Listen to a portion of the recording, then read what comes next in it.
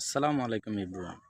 আপনাদের যাদের ফেসবুক অ্যাকাউন্টে স্টার সেটআপ এসেছে, আপনারা যারা সেটআপ করার জন্য চিন্তা ফিকির করতেছেন, স্টার সেটআপ করতে গেলে কিন্তু আপনার অনেক কিছু লাগে। যদি আপনি সেটআপ করতে যান, আপনার অ্যাকাউন্ট ব্যাংক লাগবে, অ্যাকাউন্ট। তারপর আপনার টিন সার্টিফিকেট লাগবে। কিন্তু আপনারা যদি ফেসবুকে নিয়মিত ভিডিও আপলোড না দেন, মনিটাইজেশন না পান, তাহলে মনিটাইজেশন পাওয়ার আগ পর্যন্ত কিন্তু আপনাদের সেটআপটা না করলেই ভালো হবে। কারণ আপনি যদি স্টার সেটআপ করেন তাহলে আপনার টিন সার্টিফিকেট লাগবে। যদি টিন সার্টিফিকেট করেন তাহলে আপনাকে অবশ্যই আয়কর ট্যাক্স দিতে হবে। তাহলে যদি আপনি ধরেন মাসে যদি 500 স্টার পান, তো মাসে 500 স্টার পাইলে আপনার সর্বোচ্চ বাংলাদেশি টাকায় কয় টাকা হতে পারে? কয়েক টাকা হবে, 500-700 টাকা হবে।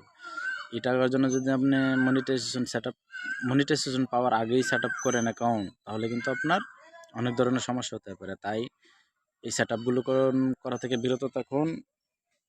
কারণ স্টার দিয়ে কিন্তু আপনার কোনো কিছু হবে না। যদি আপনি মনিটাইজেশন পান তাহলে সব কিছুই আপনার করলেও ভালো হবে এবং সম্ভব হবে।